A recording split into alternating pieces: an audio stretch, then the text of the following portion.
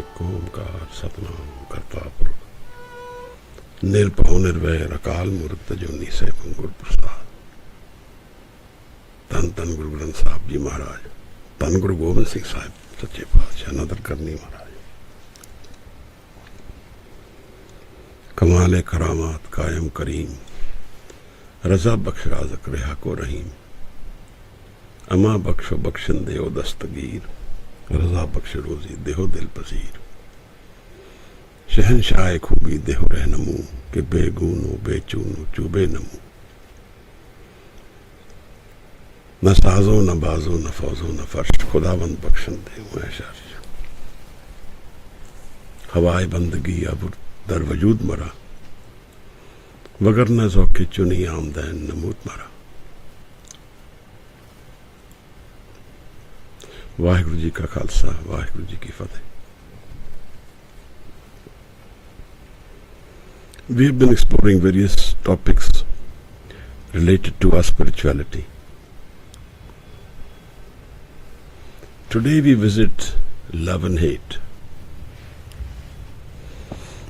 Love is an essential tool of life. It's the fabric which binds us all. Family, society, cultures, language. There are so many different darshans, views of love. Parental love, sibling love, romance love, a mother's love for the child when the child is born. If there was no love between a mother and a child, life wouldn't exist. And the first connection we get with mother's love is the feed she gives us, is the milk I get from my mother. So there's a connection between love and food as well. But this is a complex emotion, and often we are confused by it. And when we seek love out of the platform of ego, then we more than often we confuse it, and in that view we forget our own selves and we forget the nature of life. So when we are visiting love through the platform of ego, and when we visit love on the spiritual platform, the psychology, the emotions, the spirituality, these are the different darshans of love we have in our life. The physical relationship between love, emotion of love, and the physical contact we have, the sexuality, understanding of life is often enough a very deep emotion also of love. When a child is born, is nurtured by love. We are nurtured with love. And the more love we get, the more stable our environment is. But first we should understand that the dimensions of love which are there, from the conditions which we visit love with, is from the ego platform, from the I am. So when I am in the ego, the I am life, then one essential need I have is that I exist. That is my basic need. Because if I am looking at life through the ego and I don't exist, then everything becomes meaningless. So everything which validates me, whether it be laurels I get from society, whether I get appreciation, whether I get noticed, whether I get love, everything validates that I am. The basic flaw in the I am ego platform of our mind is that it is wandering and it is not satiated. The ego platform which we live is unstable and it is incomplete. So we are always seeking some form of completeness to complete this I am. And this platform also makes us lonely. So our search for love through the ego has a lot to do with the already inherent problems my ego mind has in it. It has fear, it has desire, and it also is unstable, insecure. So when we approach love from this platform, we are bound to trip out of this action. But it does give us a high. What ego does is it dissolves the I. So it's a very good tool for spirituality. Because spiritual experiences will happen in life only when we transcend the I, the ego, the identity. And in the emotion of love, it's very easily doable that we transcend. When we love somebody, that individual or that person or even that animal, the plant, becomes an extension of me. My energy flows towards that individual or that form or shape or even that habit. I love to paint. So the energy is flowing into that artwork, that art form, that expression of my I am. But all this is extension of I. So my desires get reflected in that love. My fear get reflected in that love. My insecurity is also inherent in that love. So we see that often enough, when there is romance in life, it doesn't last a full lifetime. It can in some cases, so we should not say every case.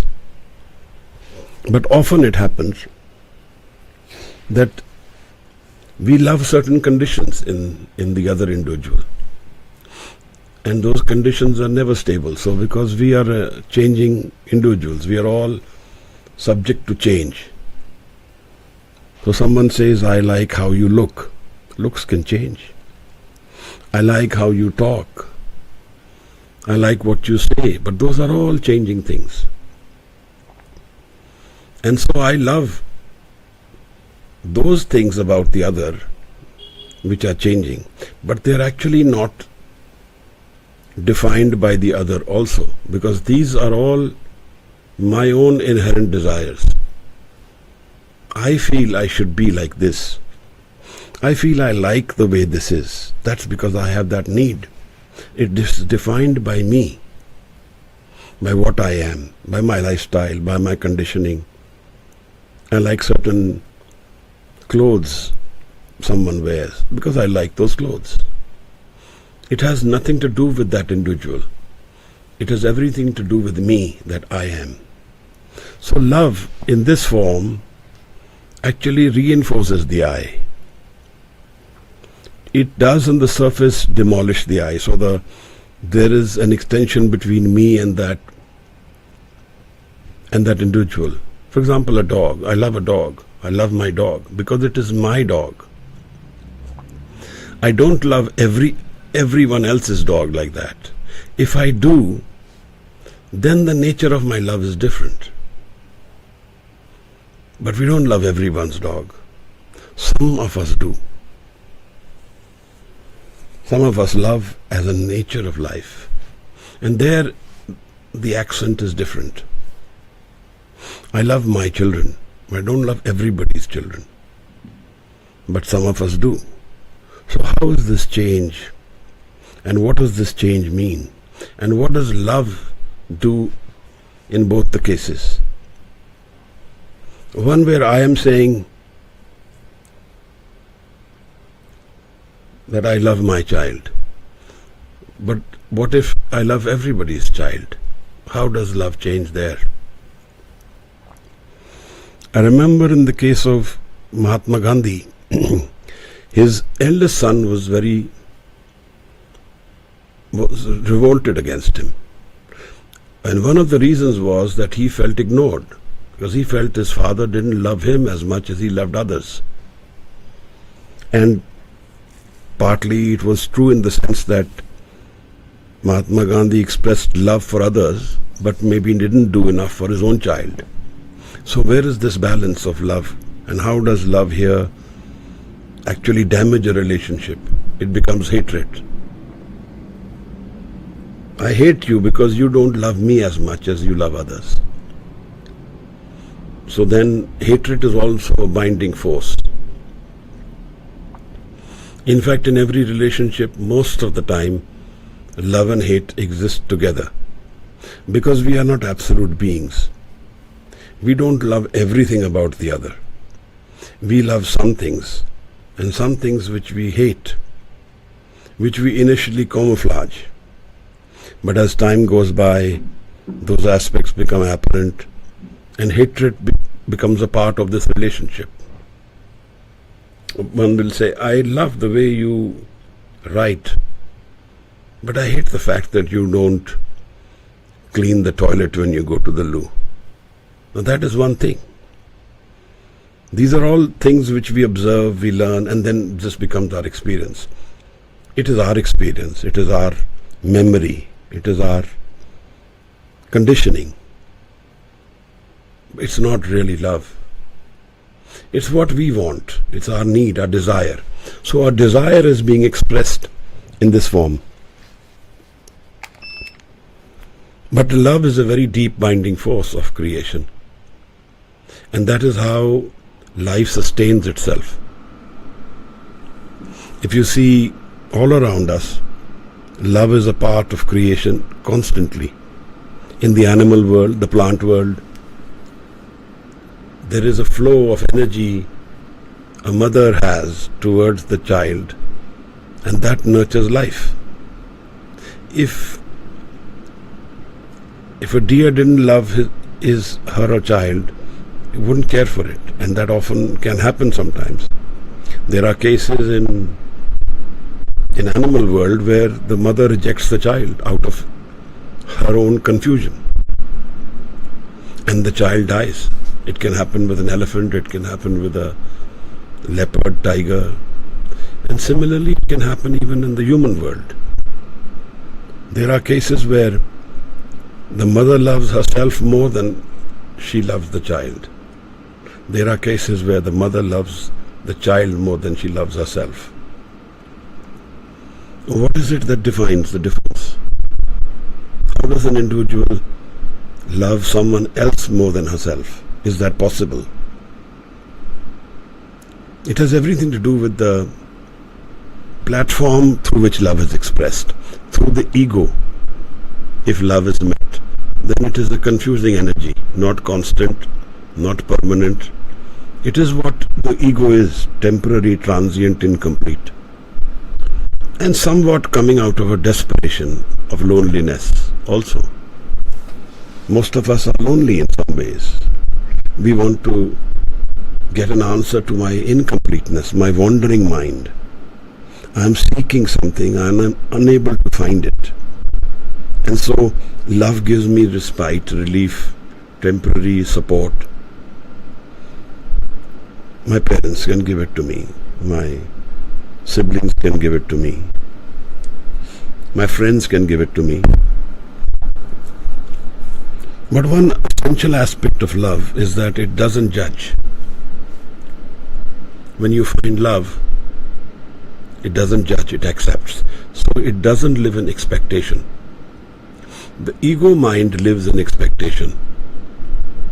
It wants to change, it wants what its desire needs. What I mean by expectation is that I want you in this way, or I want my dog in this way, and that defines that relationship. But what if I don't have that expectation?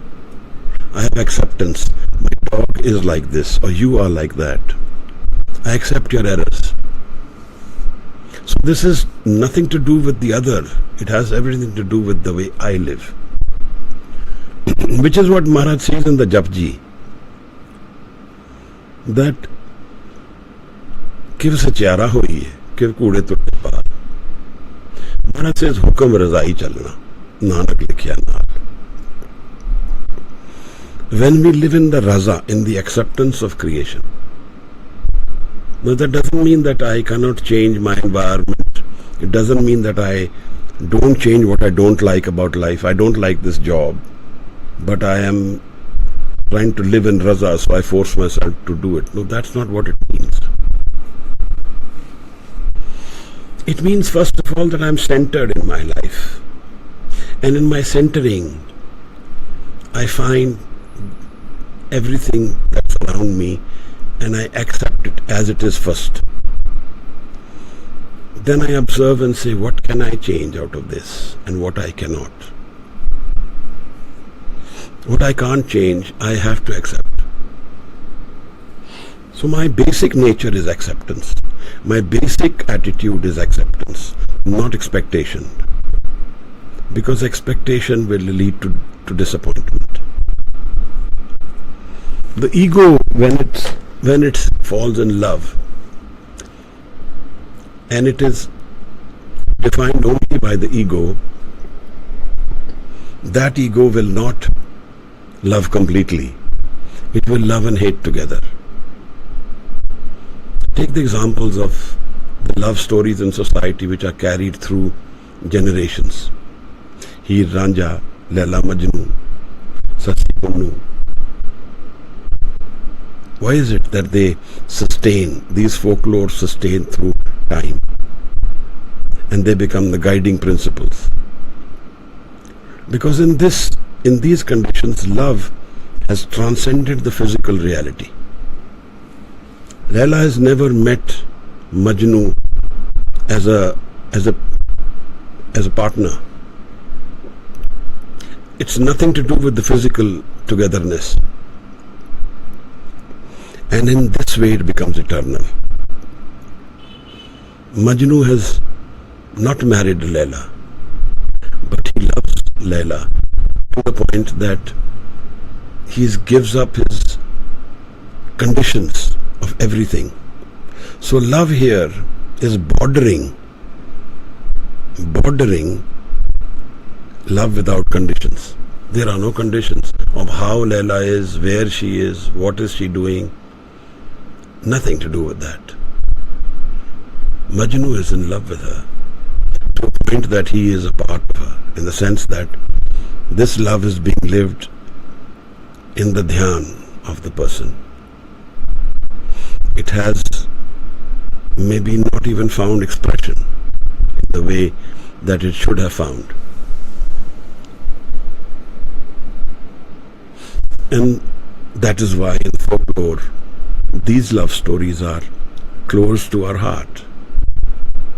Because we cherish those unconditional visits of love.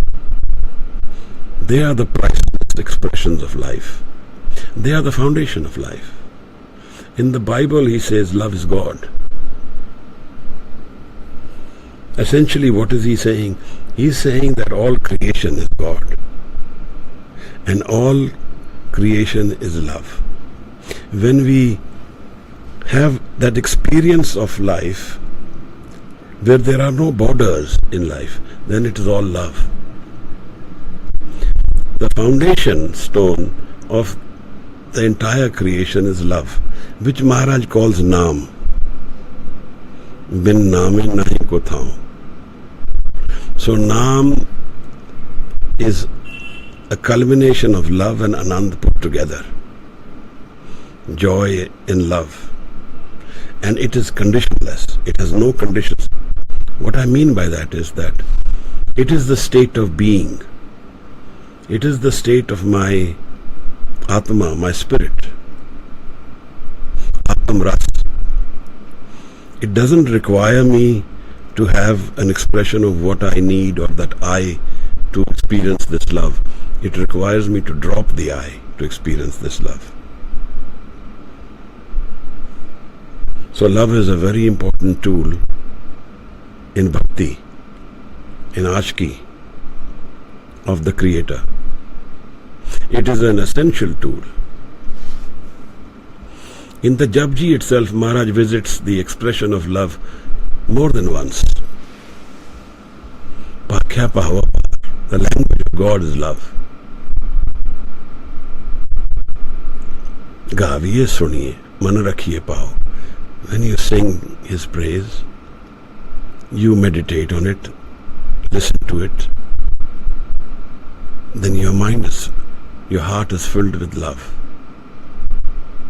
Suniye man kita pao. I have heard my Guru's word. I meditated on it, mani. And I am filled with love. Man kita pao. Antargat tirath malnao. To the point that my heart is full. Become a tirath, become a celebration. Becoming a point of meeting. In the 38th Paudi, Maharaj visits the spiritual love. When he transforms our fear into love. Jat pahara, tirad sunyar. Aheran mat ved hatyar. Paho khala agan tabtao. Panda paho amrit tital. He says paho khala, the fear becomes the energizing, the fuel for my bhakti. It is what's going to drive my energy towards my Creator. It's my bhakti, it's my Simran, it's my Naam. This fear of the transient, fear of change, fear of my insecurities, whatever. Because a heart which is full of fear can never love. A heart which is full of fear, confusion, chaos, it can never love. It can visit love in its fantasy. It can visit love in its imagination. But it is nothing which will last long. That fear will bring misery along with it. That love will also bring misery along with it when it's transformed, when you are fallen out of love. So often we can see that people who have married passionately, loved passionately, divorced with all the hatred they can get. It's actually the same energy. It's just transformed. Sigmund Freud says that love which is not resolved is hatred. I loved too much and I didn't get an expression to it, so I hated. This is the psychology of love. But there is a seamless part of creation which opens up with the love as our tool to our Creator. This is what Guru Sahib visits again and again. He says this fear is driving my bhakti. Paho khala, energy, it's a fuel. Khala, agan taptao. Agan is the fire. Taptao, tap is my penance, my inner resolve. Panda paho amrit tital. And this is what gets transformed into a vessel of love. Panda paho. And that vessel of love will carry amrit in it, Maharaj. This is what we are actually looking for. And we are miserable because we are seeking it through the ego. And we can never get it through the ego.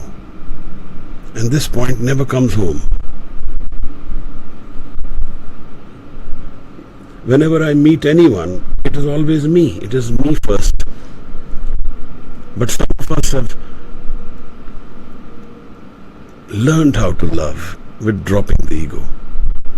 For them, every dog is dear. For them, everyone is nice and loving and caring.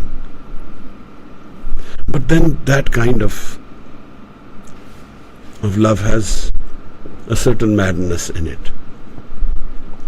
And it's possible that also it's partly a camouflage. It's not real. But this is a very powerful energy, love. It's a very powerful transcendence of life. It's a powerful transcendence of our physical being. This feeling of our love. It's intoxicating. It's the serotonin which it drives within us. Maharaj talks about love in a very absolute way. Guru Gobind Singh Sahib Maharaj makes it a precondition. साच कहूँ मैं सुन ले हो सबे जिन प्रेम कियो तिन ही प्रपायो. Only if we have found love, we will find God. And what does he say? He says you are sitting in dhyan, you are meditating, you are doing discourses on spirituality, you are wandering the world. None of this has any meaning without love. But we don't know this form of love. We don't know how to drop the ego. We always love through this lens of I. You see how the poet visits love. He says, I have lost all meaning and sense in love. When he says, इश्क ने गाल निकम्मा कर दिया वरना हम भी आदमी थे काम के. He says, I have lost all senses. This is the power of love. It makes us, dissolves our reality, our physical reality completely, and changes it. So it is a very powerful tool for spirituality. In fact, it is the essential tool for spiritual dhyan. Without the ras of love, no bhakti is possible, Maharaj. Everything else is an extension of the ego. Maharaj Bhai Gurdas also in one of his lines tells us, Charan Sharan Guru Ek Panda Jai. He says, Pavani Bhagat Pai Kodi Agar Pag Rakhe. Tahi Gur Sarab Nidan Daan Dete Hai. With love, even a small farding, a small gift which we can offer to offer that love to the Guru. The Guru gives us this entire world as a gift. Pavani Bhagat Pai Kodi Agar Pag Rakhe. Tahi Gur Sarab Nidan Daan. Sarab, the entire world's treasures Guru offers his Sikh. If even a Kodi, a Sikh can offer with love. This is a transaction between a Sikh and the Guru. It's all love. And if we see, very closely observe the history of Sikhs, you will find that love is the stimulant. See, we need stimulants in everything we do. We can have coffee, sit in dhyan or stimulate ourselves. We can have tea, we can have smell something, perfumes. These are stimulants. We can do exercising, get some serotonin, exercise, we run. This is all stimulants. So if or around us, if you see, we are trying to stimulate ourselves. And this is what is happening constantly. The ultimate stimulant of life is love. A person will do far more for someone he or she loves than he would do for someone whom he doesn't love. In fact, there will be no limit sometimes. There is no limit to how much we can do, give, be. A lover is willing to give his life up for the other. What else is there left to give? So love is our stimulant. And we are stimulating ourselves to what? Maharaj, an important thing which we need to understand is that the platform of our ego, that I am, is not a permanent platform. It is not a real platform in the sense that it lives forever. No. It's an opportunity. This I am, the body which I got, the identity I get, the mind which is conditioned, the learning, the experience, the relationships, everything which is there in life is not a permanent reality of life. It is a transient, changing and temporary. Because this is physical, and the physical reality has an ending. So, when we in this experience find love which is eternal, then life has a different meaning. It transcends death. But we do not have that experience of love. That is what Naam is. All Guru Granth Sahib is filled with this word Naam. And this Naam is a conjunction of love and Anand together. It's a meeting of these energies which make us transcend. And this is what we are all looking for. We are looking for this Amrit, where this love, Naam, Anand, this makes us transcend our physical reality. And there is no death. Maharaj says that this is why when we fall in love with our Guru, then we give up our ego. Man beche Satgur ke paas. Guru Nanak Sahib Maharaj, in one of his tests, has adorned horrible looking clothes, taken some stick in his hand, and he runs away from where he is in Kartarpur. And everybody follows him. But one by one everybody drops off, because he scolds them, beats them, tells them to run away. In the end, only Pailana remains with him. And he tells him and asks him, why don't you run away? Everybody else has run away. And Lana says, I have nowhere else to run. I don't have anyone else but you. So this is a love, a commitment of love between a Sikh and a Guru. And what is the foundation of that love? Foundation of that love is to understand what is me ultimately, what is Atma. What is that space in life which exists forever? What is that reality which has no death in it? What is that reality which has Naam? What is that reality where I can see and perceive and know what is the structure of my man? What is the structure of the entire creation? These people love, and love completely. And in this love they find the completeness of life. The completeness of our inner being, our man, is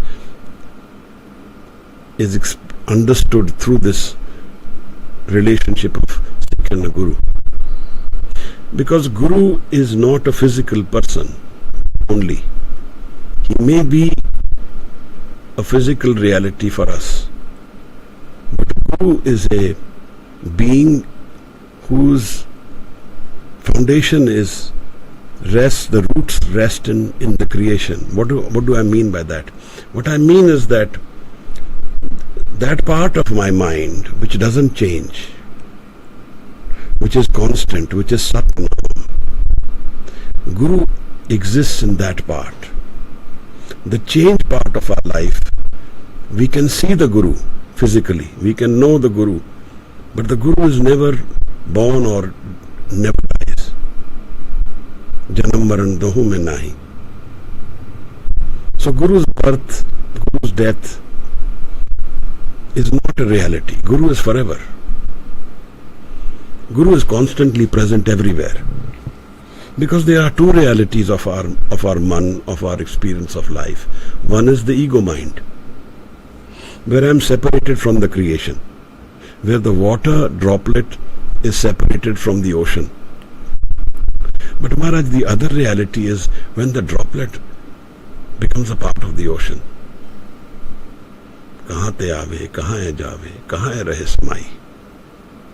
Where does this soul find its mergence with the Creator? Samai. Hukme aave, hukme jave, hukme rahe samai. He comes in hukum by the order of the Creator. He goes in the hukum and he rests and finds, merges with his Creator, is a part of the hukum.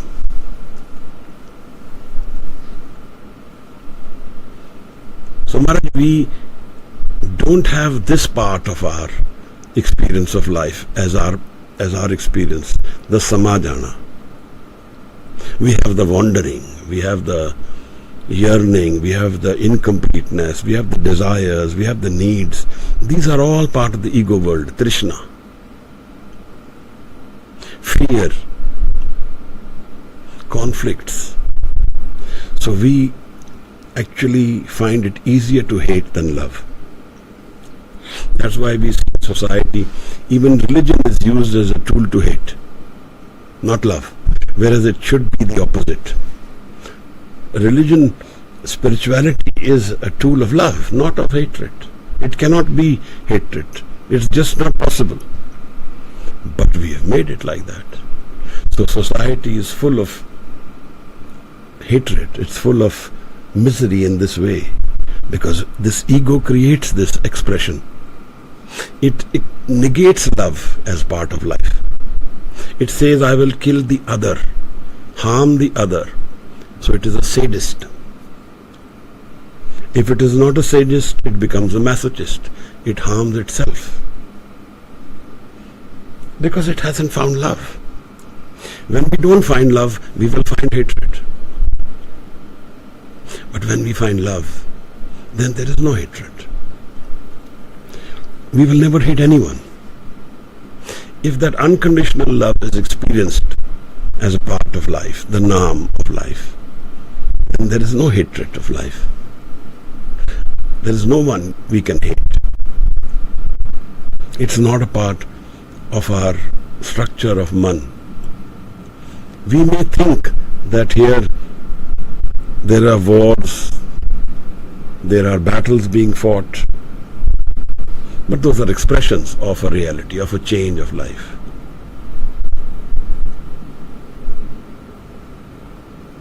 How do we experience this love, this unconditional love? Maharaj says in the Sahaj, in the non-doing aspect of our man, there exists a condition where there is joy and Naam and love together. It is timeless. It is unconditional. There is no such thing as unconditional love in the physical life we live. In the ego world, there is no unconditional love. Everything is conditional. I may love, a lover may love how someone looks. The looks can change. Then what will happen to that love? In some relationships in this world, very few, but they are the nicer parts of experience of life. Even couples will exchange love so unconditionally that they transcend physical, that there is complete harmony in them, that one knows what the other is thinking without the other saying it. They are so unified. And Guru Granth Sahib Maharaj defines this in Gurbani. Ek Jyot Doi Murti, Maharaj says. They are two bodies but one Jyot. So their minds have merged. In this case, the two have become one. How? It has a lot to do with acceptance. I accept what the other is. The conditions are dropped and I accept, I merge my mind with the other. In such people, they will die also close by. One will go, the other will go very soon after that. Here the marriages have transcended physical realities. These journeys are more sublime. They are the more love experienced couples of life, and they do exist. If you observe very closely, you will see some of them at an older age. In their daily life, there is no conflict. And if there is a conflict, it is within an understanding of each other, within the parameter of love. But most of us do not experience this condition of life. Most of us don't. So how will this come about, Maharaj? Guru has said that this love is also arrived at through our meditation of Shabad. Gaviye suniye, man rakhiye pao. Dukh par har sukh kar le jaye. And that love takes away the pain, the sorrow, and takes us to a house, a kar. Kar is the state of our mind. Sukh da kar, a house where there is stability, there is permanence, there is no insecurity, and there is love.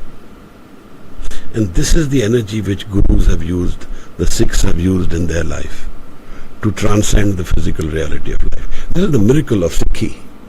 It's this miracle of Bhakti. It's the miracle of life itself. Because in the core of life rests this experience of love. In the core of life rests this experience of joy, of happiness, which is unconditional. Which is what Maharaj says, Heere jaisa janam hai, kaudi badle jaye. This is the Hira of life, Maharaj. It has with me, with you, with everyone. So Guru Sahib Maharaj, when experiences this, Guru Amar Das Maharaj goes to the roof and he sings the Anand. And he doesn't give any condition to this Anand. Anand piya meri mai Satguru mein paya. He has found the Guru, and that's all that it needs. Because the Guru makes us transcend the ego. A meeting of a Sikh and a Guru with love, ego is dissolved. I am dissolved. I am no more. And life becomes a celebration, Maharaj. For the rest of us, life is a big wandering.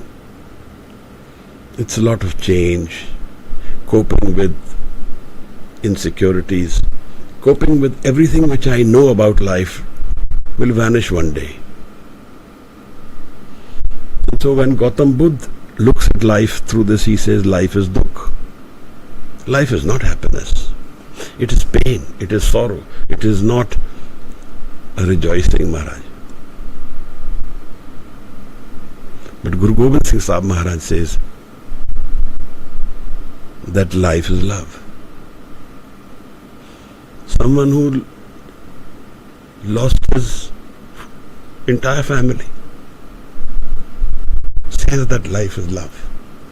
How that's possible? For us, it's unimaginable. We find love through our family. But Maharaj says, After that expression, he says, life is love.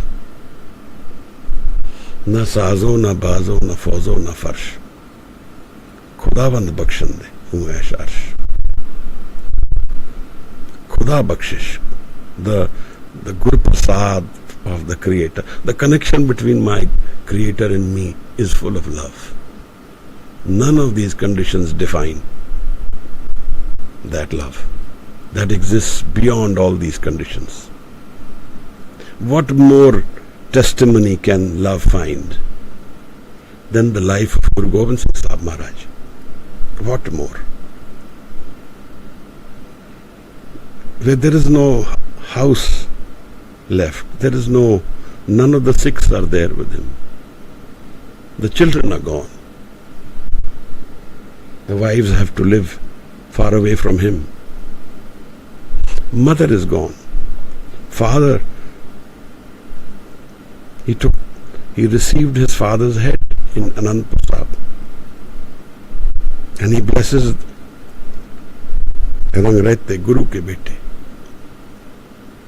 This is a testimony of the love of God, a living experience of love, Maharaj. And he's not bitter, he's not angry in that way. He's angry in one sense. And there is a sense of revenge which also takes place.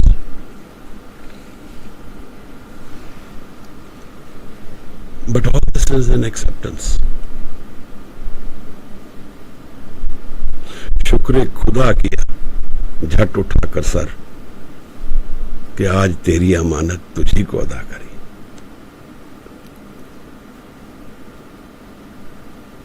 When the children are gone, and his love for his Sikhs, his children, is not diminished, changed in any way. बीवी गर्दिशे बेवफाए समा ये बरहर बगुजरत मकीनो मका. And then what happens? By Nandlal, his favorite poet from his court, says Maharaj is everywhere. Ru dar har jism, Guru Gobind Singh. Ru dar har jism. Every body, every one I see is the jism, Ru, is of Guru Gobind Singh Sahib. Noor dar har chashm Guru Gobind Singh, and the light in the eyes of everyone I see is Guru Gobind Singh Maharaj. Actually, in some ways, Maharaj is everywhere and only he is.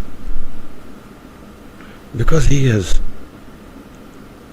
merged with his Creator, Samage, found rest with his Creator. And he says this, Khalsa mero roop hai khas, Khalsa mein karo nivas. I live in my Khalsa. That is how one he is with his Sikh, with his Khalsa. He lives with his Khalsa. Not far away, not in a different body. The same Khalsa is him.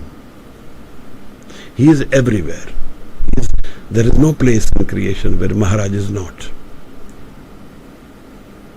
Bhai Nandlal says, Hawai bandagi, avur dar vajud mara. My creation, my identity is the bandagi, your bandagi. And he says, there was no need to take birth if I did not have this bandagi. Vagarna zoke chuni amden namud mara. There was no need to take birth, he says. Everywhere is Guru Gobind Singh Sahib, because he is full of love. He is love in his expression. He has found his Sikhs, his battles, his life. If you really look at it intently, it's an expression of a personality, yes, but it is full of love and dhyan. The art of how he has done everything, the skills with which it is done, the battles which he fought, the challenges he faced and lived through. I don't think there is another. And he inspired so much love that the expansion of this love is entire creation. He inspires love to the point where even today millions will give up themselves for him anywhere. It's timeless, it's conditionless. Where one word of his presence is all it needs for the mind to come at rest and find an expression of love. Such is the Guru. Such is the expression of life. Guru came in physical form, but he is not defined by physical form. He is defined by love. And there is, his visitation is full of love everywhere. And this is how we find the love in our own Atma. If we can transcend and merge our mind also with the Guru. See what he says. Janam maran dohu mein nahi, jan paropkari aaye. Ji daan de bhakti layan. The Guru gives the gift of spiritual life, ji daan. And that leads us to bhakti. Harsyo land milai. And Guru makes us meet the Creator. How? When we merge our mind with our Guru. When we become one mind. Like this perfection of love which Guru talks about, Ek Jyot Doi Murti. There are two bodies but one mind. Don't underestimate this experience. It's the Brahm Gyan. This meeting of Sikh and Guru is Brahm Gyan. This Sikh will become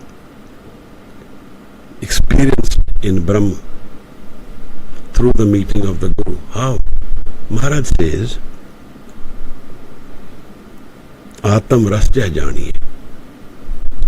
So hai Khalis Dev.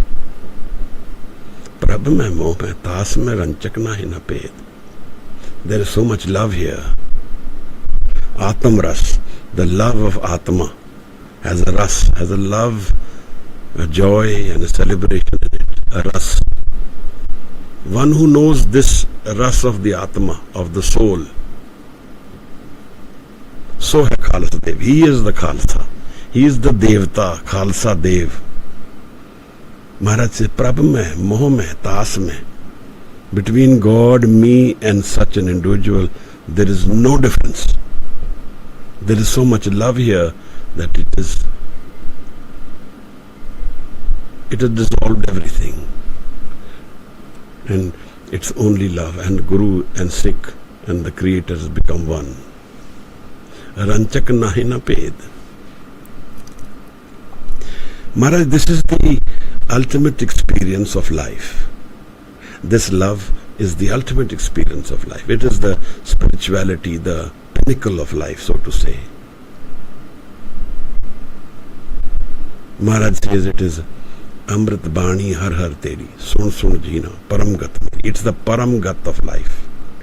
It's the highest state of being, where I have given up my ego, given up that which I will anyway be giving up in death, willingly, and merged with my Guru. But between me and my Guru there is no difference. But this is not possible without Gur Prasad. It is not possible without the Guru holding our hand. It's not possible. I cannot achieve this, Maharaj. dropping the I and merging with Guru, with love, is something we should pray for. Our ardas should become this. Our life's calling should become this calling. Our yearning should become this yearning. Everything else is defined later on. And it is subservient. It is not so important. This is the most important aspect of life. And this is the timeless aspect of life. Those who have found this have lived, and their identities are merged with our own minds, and we are appreciating them through time. Namdev, Ravdas, Kabir. Timeless. These are the people who have merged with love and become one with the Creator.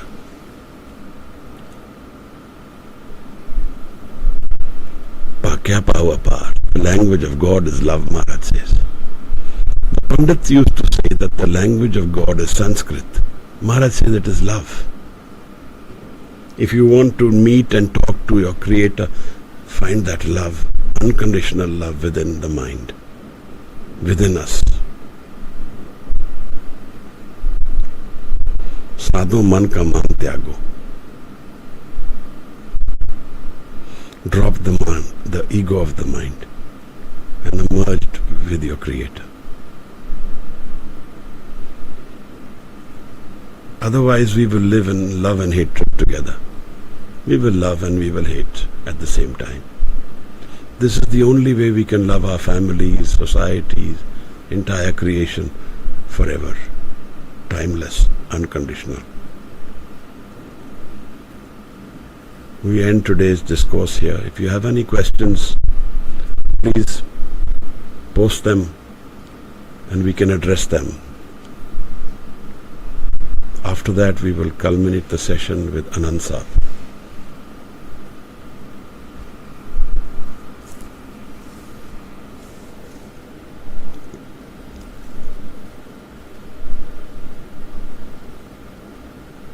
Maharaj, Shabad is love.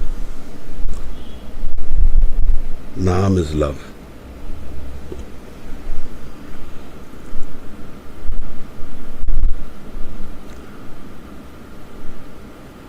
My question is letting go.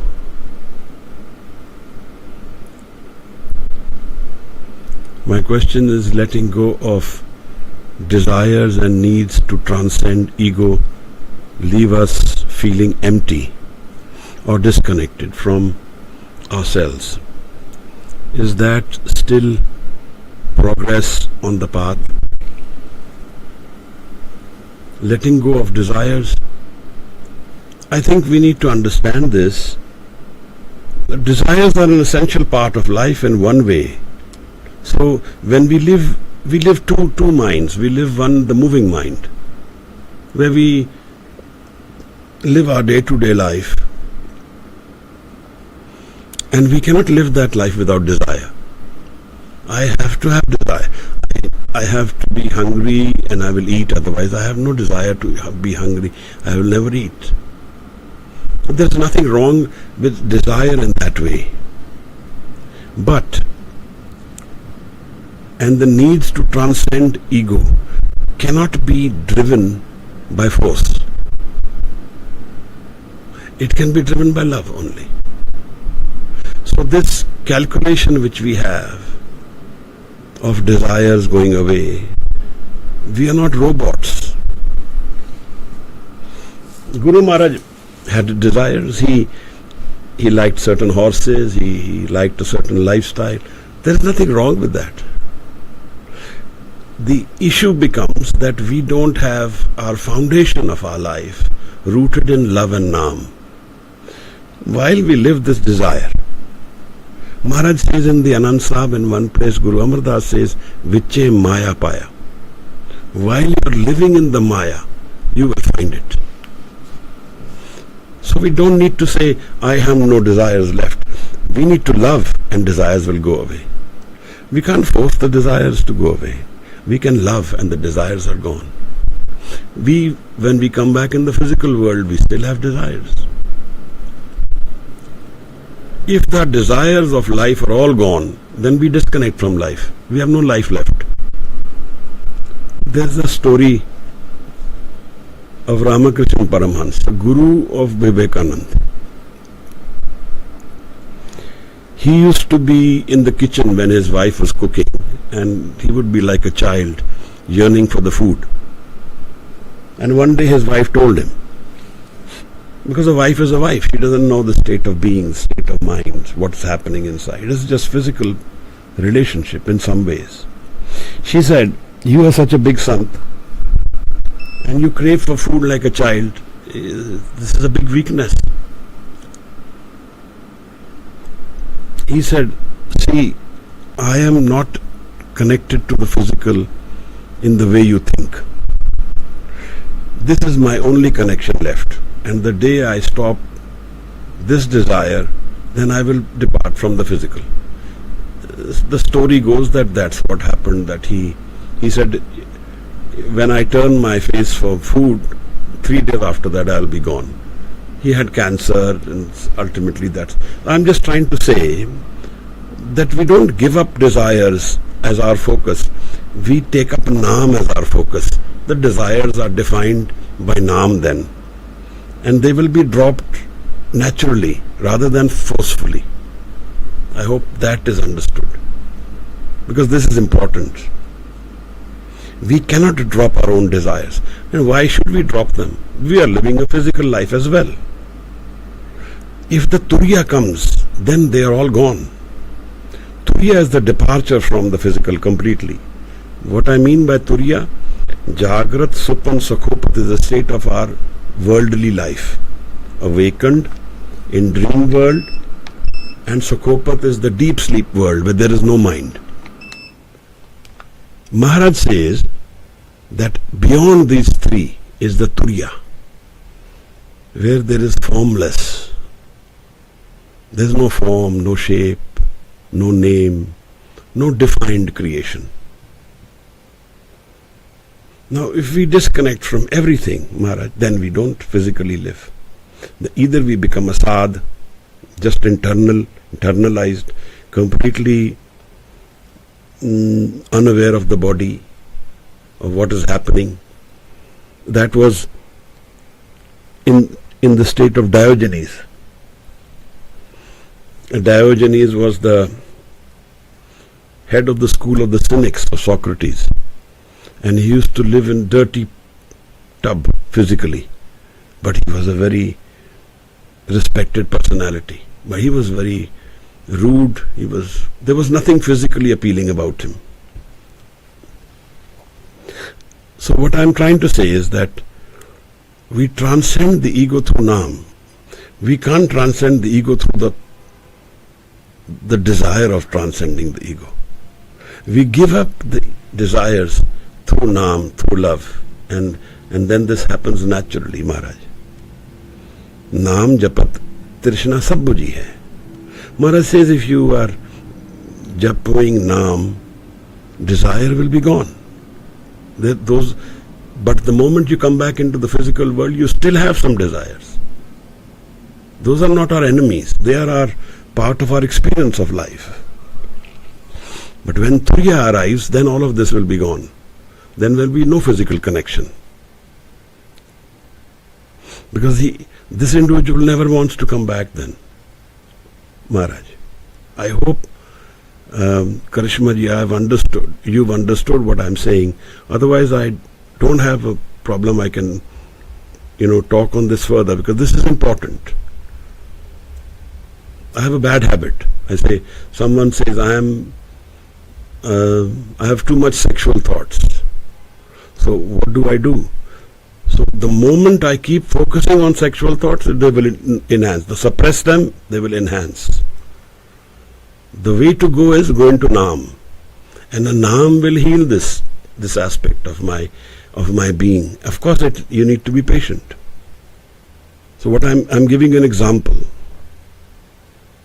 I'm just saying that we don't focus on Because then dropping the ego is also a desire then.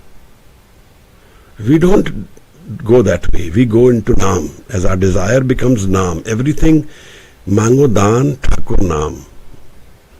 Our kachu mere sang na chal. Maharaj says, life becomes defined by Naam. Naam japat Trishna sab buji hai. Nanak tripat agai. I am completely fulfilled because my mind is full of love. Now I have no desire, no hunger. Ji Maharaj. If there is anything further, Karishma ji, please post back, so I will address it again.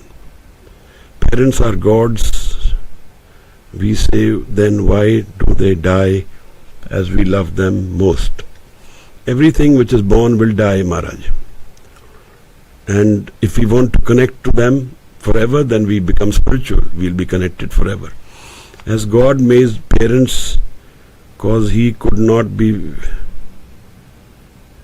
every minute with us physically, as do why our physical gods.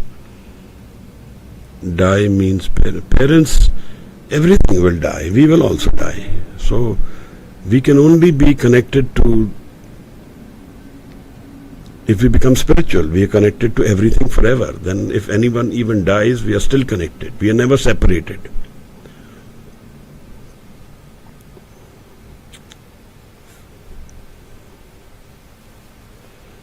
The reality of life is death. Everything will die. Gobind Preet Ji. Acceptance of that. Pehla maran kabool, jeevan ki chadas. How do you keep yourself, I can't read this. How do you keep yourself calm when there is other energies in house, create chaos, getting dragged, something? This is a tough one. We can always, all of us can get dragged temporarily, but we keep going back into Naam. That's why Maharaj says that you do your abhyas at a time when there is nobody waken up with you. When you are in the darkness of life, in the time when everybody is asleep.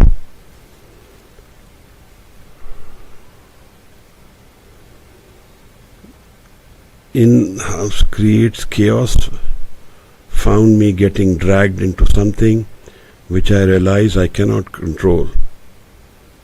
I want to focus on myself and forgive them and move on. So this experience seems to be a very strong one with you, Manmeet ji. It's all right. If it's temporarily, it's taken a grip of you, do some deep breathing. Go into Shabad. Relax your mind. And that's the easiest way to give up these interactions. It's all right to be temporarily dragged in. All of us can get dragged. We are not robots. We are living a physical, real life. You want to focus on yourself. Very good. Then take Mool Mantra as part of your daily practice. You sing, and when you're relaxed, you're calm, then you sing the Mool Mantra. Create a bank balance of Shabad. The bank balance will be easier to go back to.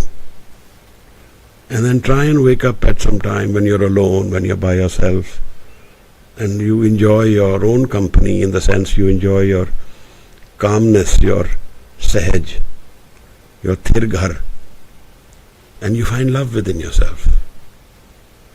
Can love without ego still exist? One, I think I've gone ahead.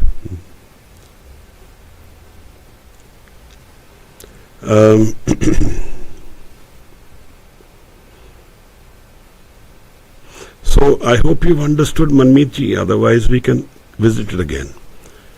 Sometimes it becomes tough. So how do I overcome? You overcome when the experience has gone away, you overcome. Relax yourself. You breathe deep. You take a bath. Wash your head, face. Change the environment of yourself. And your thoughts change. Drop your thoughts. That's the other thing. Learn some, sing the Shabad. If you learn some instrument, harmonium, violin, if you like music, let music dictate and guide you. That's why Shabads are all in rags. Do some seva. Go to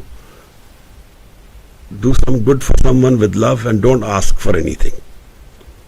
Save karat hove nehkami. Don't ask for anything, nehkami, no desires. Walk into a langar, clean some utensils and come back home calmer. Use any of these tools. Maharaj. Yes, got the message. Okay, one last question. Loving without ego mind is the way, but how do we distinguish between ego and self-respect? So, good question. So, ego and self-respect are all conditioned mind states. Nobody is saying be without self-respect. Guru Sahib was asked by Medini Prakash, one of the kings, I'm forgetting his name. He said he wanted Guru's things like there was an elephant which he had and other things.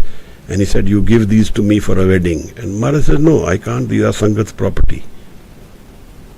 We don't give up everything in life. That's not how it is. In the ego mind, you maintain your self-respect. It is not about giving up self-respect. It's about finding the balance within us. And you help your ego or I world guided through Naam. But it doesn't mean you give up your self-respect, demean yourself, or have low self-esteem because of the environment on purpose. That's not what it means. It means you are full of love within you, but while doing that you're maintaining your balance of life. The I world has to be lived by its own rules. Maintain those. Can love ego still exist when there is no respect? In the I world, your respect needs to be there. You need to have your own respect, your space. That's your conditioning. Whatever your conditioning requires. Somebody likes to eat Italian food. Somebody likes to gets anything which they get. That's their conditioning. So, like that, when someone says that, you don't want to be shouted at and be demeaned. No, that's not what it means. If you don't have an ego, how will you give it up? You maintain your balance in life, but guided by Naam. And help your love for the Creator guide you. But doesn't mean you give up your own identity in the physical sense. Somebody comes to beat you up, you defend yourself. That's not what it means. This is an internal. Reman aso kar sannyasa. Ban se sadan sa beh kar samjho. Man hi mahe udasa. The experience of this spirituality is in the man. While you're living in the physical, while you're living this balance of the ego. Ji Maharaj, welcome Ji Gobind. Thank you so much. You do Sambhavani yoga for deep breathing. Deep breathing we do Vaheguru Shabad. It's alright, whatever works for you. I don't know what Sambhavani yoga is, but yoga or that which connects you to the physical, you need to avoid that because the mind has to become subtle. So anything which guides you to the physical connection, that you need to avoid. Ji. Karishma Ji, welcome. Thank you. If there's no other questions, we will do the Anand Sahib Maharaj and culminate today's session. Can someone volunteer in Anand Sahib? Waheguru ji का खालसा वाहिगुरु जी की फतेह धन्यवाद मनमीत जी बहुत बहुत thank you to everyone Waheguru ji का खालसा वाहिगुरु जी की फतेह